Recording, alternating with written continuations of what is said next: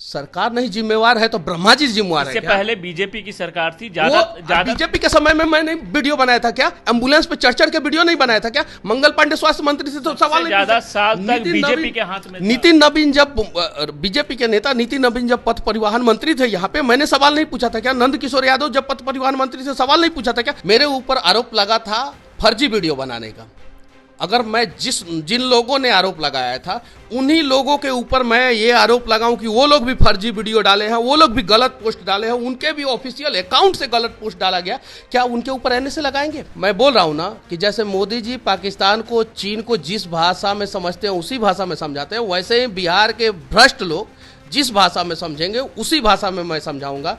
YouTuber Manish Kashyap 23 तारीख को jail से रिहा हुए हैं। उसके बाद लगातार बिहार के अलग अलग जिलों में घूम रहे हैं, लोगों से मिल रहे हैं। आज हमारे साथ मनीष कश्यप हैं बिहार तक पर एक्सक्लूसिव। हम बात करेंगे मनीष कश्यप से। 9 महीने बाद आप जेल से निकले, ठीक है, अब जिले में घूम रहे हैं, आप क्या रणनीति तय कर रहे हैं आने वाले समय के लिए अपने लिए? सबसे पहले मैं आपको सत्यमेव जयते कहना चाहता हूँ, सत्य का जीत होता है। कमाल की बात यह है कि मैंने शनिवार को जो है सरेंडर किया था, शनिवार के दिन को 18 मार्च को सरेंडर किया था और मैं शनिवार को ही निकला जेल से। लगभग 9 महीने के बाद मैं जेल से निकला। जेल से निकलने के बाद मैं 2 जगह गया, एक दशरथ माझी जी के गांव में, और उसके बाद से मैं अपनी माँ से मिला। उसके बाद से जहाँ से लोग बुलाते हैं वहाँ मैं जाता हूँ। रणनीति बस इतनी ही है कि हम सबको मिलके बिहार को बदलना है। मैं एक टी शर्ट पहना करता था ब्रांड बिहार का, और वो मुहिम जो है मैंने नहीं चालू किया था। वो मुहिम तो चंद्रगुप्त मौर्य जब इस धरती पे पैदा हुए थे बिहार के पावन भूमि पे, उसी समय से चालू था। तो उस मुहिम में पत्रकार से लेके, लेबर से लेके, वर्कर सब लोग हैं। अगर हम सब बिहार के लोग मिल के बिहार को बदलेंगे तभी जाके बिहार बदलेगा। और यही मेरा रणनीति है कि कैसे भी करके जो है अगले 5 से 10 साल के अंदर बिहार को भारत के टॉप 3 विकसित राज्यों में से एक लाकर खड़ा कर देना है, चाहे उसके लिए कुछ भी करना पड़े। जनसंख्या के मामले में हम लोग भारत के दूसरे सबसे बड़े राज्य हैं, तो डेवलपमेंट के मामले में हम लोग टॉप 3 में 10 साल के अंदर अंदर किसी भी तरीके से आने चाहिए। लेकिन आपको नहीं लग रहा है कि बिहार पहले से काफ़ी ज़्यादा बदल चुका है? विकास भी हुआ है, जगह जगह बड़े बड़े पुल बने हैं, बड़े बड़े जो यूनिवर्सिटी खुले हैं, एम्स खुले हैं, बहुत सारा विकास हुआ है बिहार में। फिर भी आपको लग रहा है कि बिहार को बदलने की जरूरत है? देखिए, मैं पूरे भारत में घूमता हूँ, मेरे पास पासपोर्ट तो है नहीं, विदेश जाता नहीं हूँ। आप भारत के किसी भी राज्य के किसी भी राजधानी से अगर पटना का कंपेयर करते हैं तो पटना जो है आज भी 40 साल पीछे है, लगभग 40 साल पीछे है। ना कोई रोड मैप है, ना कोई प्लान है। कहीं भी चक्कर पथ बनता है, कहीं भी गोल पथ बनता है, कहीं भी फ्लाईओवर बनता है, कहीं भी फ्लाईओवर के नीचे जाम लगता है, कहीं भी फ्लाईओवर के ऊपर जाम लगता है। बिहार को कोई सरकार चला नहीं रहा है, बिहार अपने आप चल रहा है। आप मेरे से ज़्यादा सीनियर रिपोर्टर है, मैं तो यूट्यूबर हूँ, आपको ज़्यादा जानकारी है। आप बताइए, पिछले 5 साल से सरकार जो है बिहार को चला रही है कि सरकार अपनी कुर्सी बचा रही है? आपसे मैं पूछना चाहता हूँ। अभी के समय में एक शहीद आए, वहाँ पे कोई मिलने नहीं गया। क्यों नहीं मिलने गया? कि यहाँ पे 11 गो विधायक टूटेंगे, वहाँ पे 12 गो टूटेंगे, इसका कुर्सी खसकेगा, उसका कुर्सी बनेगा, इस चक्कर में व्यस्त है। अपमान हुआ बिहार का कि एक शहीद आया जो भारत की सुरक्षा करने के दौरान जो है पाकिस्तान भारत बॉर्डर पे राजौरी सेक्टर में कश्मीर में जो है शहीद हो गया। उसका डेड बॉडी जब आया, पार्थिव शरीर आया, तो वहाँ पे बिहार सरकार का कोई प्रतिनिधि नहीं गया। इससे बड़ा दुर्भाग्य क्या हो सकता है? और अभी तो मैं आपका चैनल देख ही रहा था, कल रात में भी देख रहा था, उसमें मतलब कि बहुत सारी चीज़ें बताई जा रही थी कि इतने विधायक चले गए दिल्ली, इतने विधायक यहाँ मीटिंग कर रहे हैं, ये सरकार गिरेगी, वो सरकार बनेगी, ये मुख्यमंत्री नया बनने वाले हैं, ये मुख्यमंत्री जो है वो केंद्र में जाने वाले, ये सारी चीज़ें। यानी कल बैठक है, इसीलिए दिल्ली में हलचल बढ़ गई है बिहार। अभी उसके पहले से हलचल बढ़ गई है, उसके पहले से। अब बताइए, इन सब चीज़ों के बीच में बिहार में क्या हो रहा है किसी को पता नहीं है। मैं जेल में जब था तो तमिलनाडु में था, तो मैं वहाँ पे 4 या 5 इंग्लिश पेपर लेता था और मैं पढ़ता था। मैं जब बेऊर जेल में था तो यहाँ पे 2 इंग्लिश पेपर, इंडियन एक्सप्रेस और टाइम्स ऑफ इंडिया, और उसके अलावा जो है हिंदी पेपर जो है, अखबार जो है वो मैं पढ़ता था। 100 खबर मैं पढ़ता था तो 90 खबर जो है चोरी का, हत्या का, रंगदारी का, बैंक रॉबरी का, स्वर्ण व्यवसायी के लूट का, ये सब रहता था 100 में से 90। और 10 जो खबर रहता था, इस नेता ने उस नेता को ये बोल दिया, उस नेता ने इस नेता को ये वो बोल दिया। तो खबरें आपने ये भी देखा होगा कि जिस जेल में आप है उसी जेल में बैठकर भी प्लानिंग होती थी। बहुत सारा खबर मैंने देखा, बहुत सारा, लेकिन मुझे जेल में जो है वो एकदम अलग रखा गया था, एकदम अलग। पता नहीं मेरे से क्या खुन्नस था, अब उसके अंदर की बात मैं नहीं बोलूंगा, लेकिन मुझे अलग रखा है। मैं अखबार पढ़ता था। आप बताइए, अभी मेरे पास अखबार है, उस अखबार में एक पॉजिटिव खबर आप ढूंढ के दिखा दीजिए जिससे बिहार का विकास होगा। मैं तमिलनाडु में भी था, मैं वहां पे देखा, वहां के लोगों ने मुझे बताया कि वहां पे जो जयललिता थी, वहां पे उन्होंने वहां के विकास के लिए बहुत सारा काम किया। अब बताइए 1990 से लेके 2023 तक लालू प्रसाद यादव, राबड़ी देवी, जीतन राम मांझी, नीतीश कुमार, ये 4 लोग जो है सीएम रहे हैं, 1 दलित 3 ओबीसी। फिर बिहार में दलित और ओबीसी का विकास क्यों नहीं हुआ, और ये दलित और ओबीसी की बात क्यों करते हैं? 33 साल तक ये लोग विकास नहीं कर पाए, तो राजनीति क्यों करते हैं? लेकिन अभी नीतीश कुमार या तेजस्वी यादव दोनों की सरकार है, काम भी हो रहा है। जो शिक्षकों को है, जो नियोजित शिक्षक थे, उन्हें सरकारी कर्मियों का दर्जा भी मिल रहा है, जो नौकरी है वो भी दिए जा रहे हैं बिहार में, जो डिमांड कर रहे थे लोग। एक कहावत है, ऊंट के मुंह में जीरा। पता है हुंडई ने कितने 1000 करोड़ का इन्वेस्टमेंट किया है तमिलनाडु में? फॉक्सकॉन जो है बेंगलुरु में कितना बड़ा प्लांट बना रहा है। टीसीएस जो है कितने लोगों को रोजगार दिया है। टीबीएस जो है कितने लोगों को रोजगार दिया है। रॉयल एनफील्ड ने कितने लोगों को रोजगार दिया है। टाटा का कौन सा प्लांट में कितने लोगों को रोजगार मिला है। जब तक प्राइवेट बड़ी एमएनसी कंपनियां, प्राइवेट बड़े प्लेयर जो है बिहार में नहीं आएंगे, जनसंख्या हमारा हाल ही में एमओयू साइन हुआ यहाँ पे उद्योग सर, विभाग इसके पहले भी विदेश से लोग आए, इसके पहले भी एमओयू साइन हुआ था। और एमओयू में क्या होता है वो आपको भी पता है, हमको भी पता है। 13 करोड़ 80 लाख जनसंख्या है बिहार में, और 2 करोड़ लोगों को बिहार में जब तक रोजगार नहीं मिलेगा तब तक पलायन नहीं रुकेगा।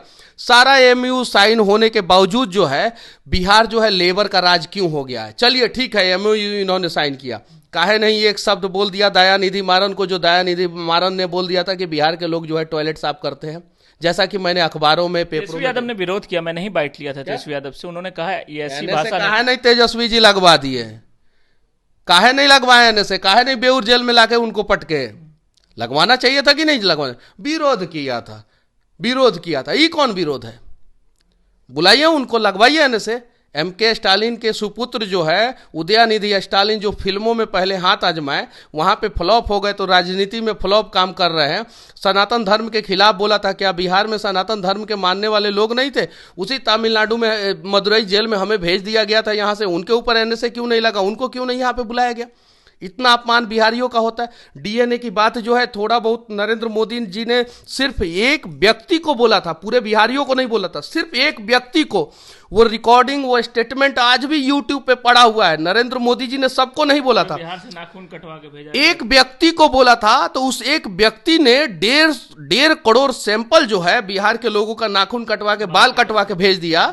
और उन्होंने सिर्फ एक व्यक्ति को बोला, पूरा बिहारी को जो है तेलंगाना का सीएम, नया नवेला सीएम ने बोल दिया कि Telangana DNA is better than Bihar DNA. उस समय नाखून, बाल और सिरिंज से खून खींच के क्यों नहीं भेजा गया उसके पास?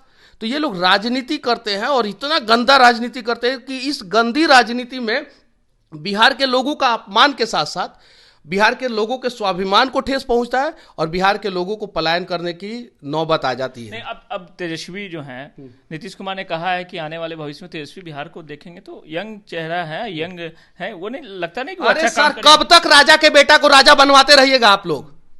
बताइए। कोई तो चंद्रगुप्त मौर्य आए जो धनानंद को उसकी कुर्सी से हटा के जो है सही सबक सिखाए। धनानंद ने क्या किया था? राजा कुल में पैदा हुए तो क्या किया था? कोई चाणक्य चाहिए सर। ये लोग नहीं बदल पाएंगे बिहार को। उद्घाटन किए थे ये पुल को, हाजीपुर सोनपुर जो पुल है, जो रेलवे पुल है, उसके ऊपर जो रोड का पुल बना, उद्घाटन के समय में ही धस गया था सोनपुर के साइड में, आज भी धसा हुआ है, नहीं सुधरा है। क्या बात करते हैं? तो क्या चाणक्य की भूमिका में कौन, क्या आप चाहते हैं? कोई तो पैदा होगा। ये चाणक्य की धरती है, और यहां पे चाणक्य कोई ना कोई पैदा होगा। जब तक बिहार में बिहार के गरीब लोगों का प्रतिनिधित्व, विधानसभा में प्रतिनिधि नहीं बैठेगा गरीब लोगों के बीच से उठ के, मैं अपने आप को नहीं कह रहा हूं, कोई चेहरा है आपको बिहार में लगता है? बहुत सारे चेहरा हैं। चिराग पासवान के बहुत, अलावा इनसे ऊपर उठ के देखिए ना, सोचिए ना आप, नेता और नेता के बेटा, सिर्फ इतना ही लोग दिखते हैं आप लोगों को। आप देखिए बहुत सारे लोग हैं जो सड़कों पे जो है दिन रात मेहनत करते हैं, बहुत सारे युवा हैं जो सड़कों पे दिन रात लेकिन मेहनत। राजनीति में आना तो पड़ेगा उन्हें। हैं, बहुत सारे लोग हैं, लोग मौका नहीं देते। गरीब गरीब को मौका नहीं देता है, गरीब सिर्फ और सिर्फ अमीरों को मौका देता है। अमीरों को मौका देगा तो कहां से हालात बदलेगा? अब जाइए साउथ में, हर चुनाव में 60% नए चेहरे आ जाते हैं। हर चुनाव में 60% नए चेहरे आ जाते हैं और उनका बैकग्राउंड एकदम नीट एंड क्लीन और एकदम मिडिल क्लास और बिलो मिडिल क्लास फैमिली वाला होता है। वो लोग समस्या का समाधान करते हैं, वो लोग देखते हैं। हमारे यहां देखिए स्थिति, देखिए एकदम एम्बेसडर कार बना दिया गया है कि जब तक ये जो है एकदम पूरा खत्म नहीं होगा तब तक इसी को खींचेंगे, और इसीलिए जो है ना बिहार बर्बाद हो रहा है। तो क्या आप भी राजनीति में आ रहे हैं? मैं राजनीति आप में, युवा को कहते हैं कि युवा को आना चाहिए, आप भी एक युवा हैं, तो क्या आपका भी मन है? मैं जो कर रहा हूं उसमें मैं बहुत खुश हूं। मैं लोगों को जगा रहा हूं और जगाने का काम करता रहूंगा। जगह तो प्रशांत किशोर भी रहे हैं। नहीं, मैं उनकी बुराई नहीं करता हूं। जो लोग भी बिहार में अच्छा काम कर रहे हैं, जिन्होंने बिहार को बर्बाद नहीं किया है, उनकी मैं बुराई नहीं कर सकता, नहीं कर सकता किसी का भी। लेकिन जिनको कुर्सी मिल गया, जो कुर्सी पे बैठ गए, बिहार का स्वास्थ्य व्यवस्था कितना चरमराया हुआ है। चलिए पीएमसीएच में आप अपना माइक उठा के चलिए, स्टिंग कीजिए, देखिए स्ट्रेचर के लिए वहां पे पैसा मांगा जाता है। क्या आपको लगता है इसके लिए वर्तमान सरकार जिम्मेवार है? सरकार नहीं जिम्मेवार है तो ब्रह्मा जी जिम्मेवार है। इससे पहले बीजेपी की सरकार थी, ज्यादा बीजेपी के समय में मैंने वीडियो बनाया था क्या? एम्बुलेंस पे चढ़ के वीडियो नहीं बनाया था क्या? मंगल पांडे स्वास्थ्य मंत्री से तो सवाल नहीं, ज्यादा साल तक बीजेपी के हाथ में। नितिन नवीन जब बीजेपी के नेता नितिन नवीन जब पथ परिवहन मंत्री थे, यहाँ पे मैंने सवाल नहीं पूछा था क्या? नंद किशोर यादव जब पथ परिवहन मंत्री से सवाल नहीं पूछा था क्या? सुशील मोदी वित्त मंत्री से तो मैंने सवाल नहीं पूछा था क्या? पत्रकारों का काम है सत्ता के शीर्ष सिंहासन पे कोई भी बैठा रहे, उससे आंखों में आंखें डाल के सवाल करने का। हाँ, इन दौरान जो है पत्रकारों से कभी कोई गलती हो जाता है तो सत्ता के शीर्ष सिंहासन वाले जो है साजिश करके जो है उन्हें जेल में डलवाने का प्रयास करते हैं। ऐसा ना करें, ऐसा ना करें, कभी भी किसी के साथ ऐसा नहीं। आपको साजिश के तहत जेल भेजा गया? एकदम बिल्कुल साजिश के तहत। अच्छा ये बताइए, आप भारत के किसी भी बुद्धिजीवी से पूछ लीजिए, मेरे ऊपर आरोप लगा था फर्जी वीडियो बनाने का। अगर मैं जिन लोगों ने आरोप लगाया था उन्हीं लोगों के ऊपर मैं ये आरोप लगाऊं कि वो लोग भी फर्जी वीडियो डाले हैं, वो लोग भी गलत पोस्ट डाले हैं, उनके भी ऑफिशियल अकाउंट से गलत पोस्ट डाला गया, क्या उनके ऊपर एनएसए लगाएंगे?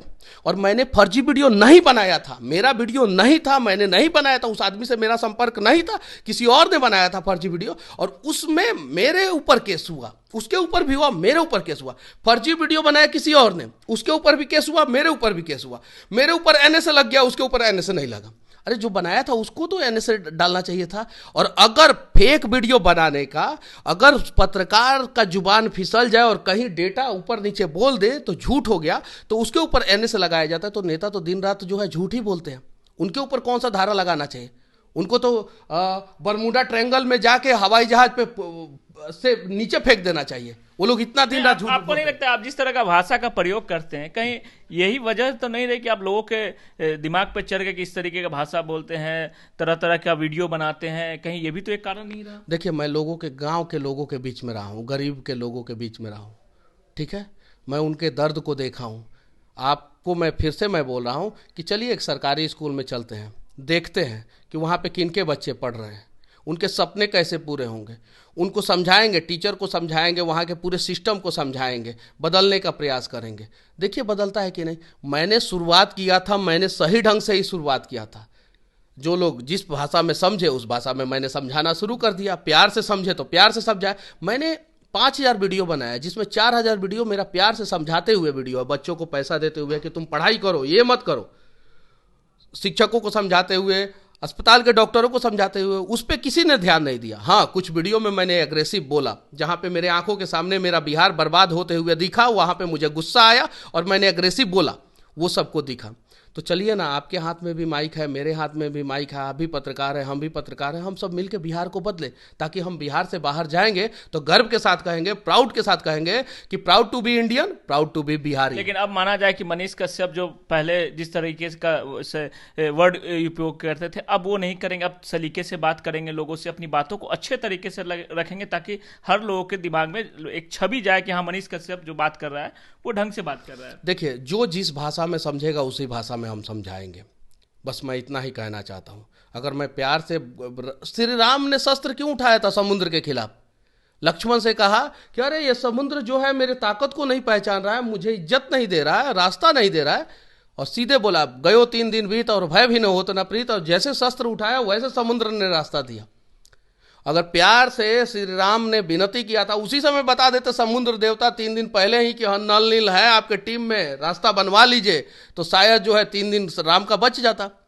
अगर प्यार से समझने वाले ये भ्रष्ट लोग होते तो 2017 से मैं बिहार में वीडियो बना रहा हूं, उसी समय बातों को समझ गए होते। उसी समय से लेके आज तक जो है 6-7 साल हो गए, बिहार विकसित हो गया। कैसे समझाइएगा? मैं बोल रहा हूं ना कि जैसे मोदी जी पाकिस्तान को, चीन को जिस भाषा में समझते हैं उसी भाषा में समझाते हैं, वैसे ही बिहार के भ्रष्ट लोग जिस भाषा में समझेंगे उसी भाषा में मैं समझाऊंगा, और बिहार के भोले भाले लोगों से प्यार करूंगा। राजनीति में आइएगा?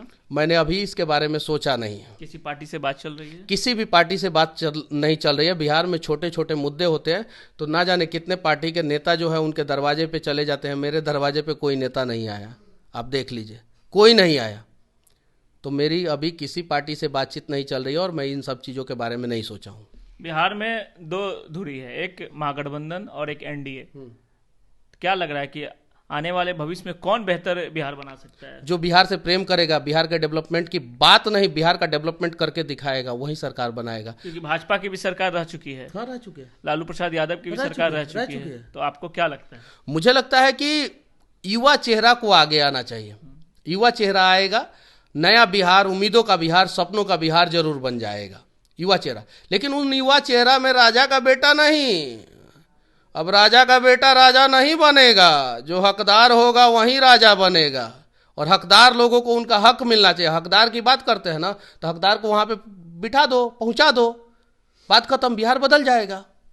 तो आप अभियान पे निकलिएगा? मैं तो अपना अभियान पहले भी जारी रखा था, अभी भी जारी रखा हूं और भविष्य में भी जारी रखा रहूंगा। एक आखिरी सवाल, जिस तरीके से आपसे इंस्पायर होकर कई यूट्यूब चैनल खुले, लेकिन उन यूट्यूब चैनल को आप लोग ये भी मैसेज दीजिए कि कम से कम जो कंटेंट यूज करते हैं, किसी के प्रति, किसी महिला के प्रति, चाहे किसी व्यक्ति के प्रति अशब्द शब्द का प्रयोग ना करें। कंटेंट में जो है कुछ ऐसा ना डाले जिससे लोगों को आहत पहुंचे। देखिए, एक और चीज मैं कहूँगा, कड़वा है लेकिन सत्य है। अगर हम लोगों से जो सीनियर लोग हैं उन लोगों ने अगर अच्छे ढंग से बिहार को बदला होता तो शायद जो है ऐसे यूट्यूबरों की जरूरत ही नहीं पड़ती। पहला चीज। दूसरा चीज, बिहार डिजिटल युग तो बाद में आया, पहले डिजिटल युग इतना कहाँ था? नहीं था। बिहार में डिजिटल युग, डिजिटल मीडिया युग 15-16 के बाद आया। क्यों आया, कैसे आया, किस प्रकार से आया, उस पर हम लोग नहीं जाना चाहते हैं। बस मैं विनती करना चाहता हूं कि हम लोग प्रयास करें कि हमारे वीडियो के वजह से पर्सनल किसी को नुकसान ना हो। हमारे बिहार को फायदा होना चाहिए, सोसाइटी को फायदा होना चाहिए, तब जाके जो है हम इस चीज को आप भी रियलाइज कभी करते होंगे। एकदम मैं पर्सनल किसी को हर्ट नहीं पहुंचाता हूं। मैं कुर्सी पे बैठे हुए लोग अपने एकदम, वो गलत है। अगर हमारे वीडियो की वजह से, जैसे पर्सनल जाके हम लोग जो है वीडियो बनाते हैं, स्क्रिप्टेड बहुत सारे लोगों ने वीडियो बनाया है, बहुत सारी चीजें, वो गलत हो रहा है, वो ऐसा नहीं होना चाहिए। लेकिन मैं डिजिटल मीडिया का सपोर्ट पहले भी करता था, आज भी करता हूं और भविष्य में भी करता रहूंगा। क्योंकि अगर वो नहीं होते तो शायद जो है ये सरकार जो है, जब मैं जेल में गया था तो मुझे पीस के खत्म कर देता। क्या खबर ये भी है कि भाजपा में आप जा रहे हैं? नहीं, ऐसा कुछ खबर नहीं है, कहीं खबर नहीं है। अगर ऐसा होता तो अभी तक बहुत सारे नेता जो है वो मेरे दरवाजे पे जाते। कसम से बोल रहा हूं, मैं ऑन रिकॉर्डिंग बोल रहा हूं, ऐसा कुछ लगातार अभी आप वर्तमान सरकार का विरोध कर रहे हैं।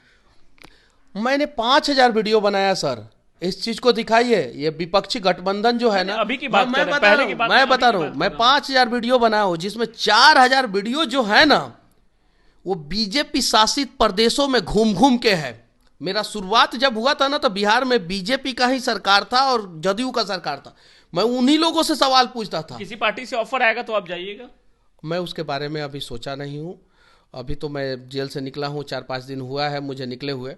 अभी मैं जो कर रहा हूं वो करूंगा और उसके बाद से भविष्य में क्या होगा क्या नहीं होगा उसके बारे में भविष्य में हम लोग बात करेंगे। बेउर जेल में थे, आखिरी सवाल है कि बेउर जेल में आप जब थे तो कैसे कटा आपका पूरा दिन, पूरा 9 महीना कैसे कटा? अखबार पढ़ता था, और हाँ, बेऊर जेल में एक कहानी मैं बता रहा हूँ, इसको आप लोग जरूर चलाइएगा, मैंने बहुत सारे वीडियो में नहीं बोला।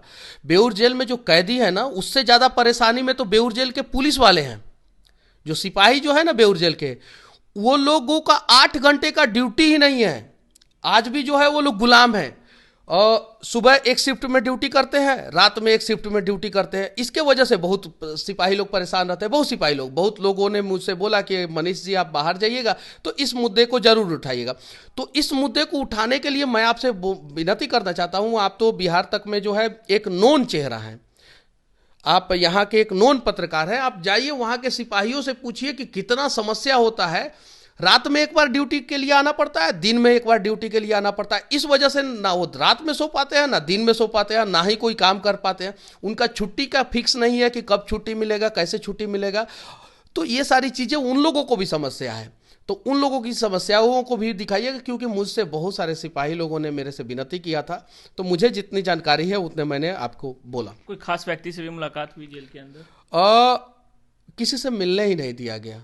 कुछ लोग आए थे दिल्ली से मिलने के लिए मेरे से। नहीं, जेल में बंद कैदी में कुछ खास नहीं व्यक्ति नहीं, भी मुझे अलग रखा गया था। मुझे अलग रखा गया था, एकदम से अलग रखा गया था।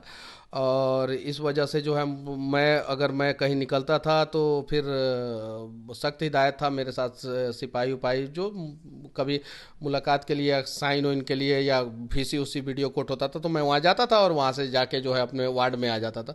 तो मेरा किसी से मुलाकात नहीं हुआ जेल में।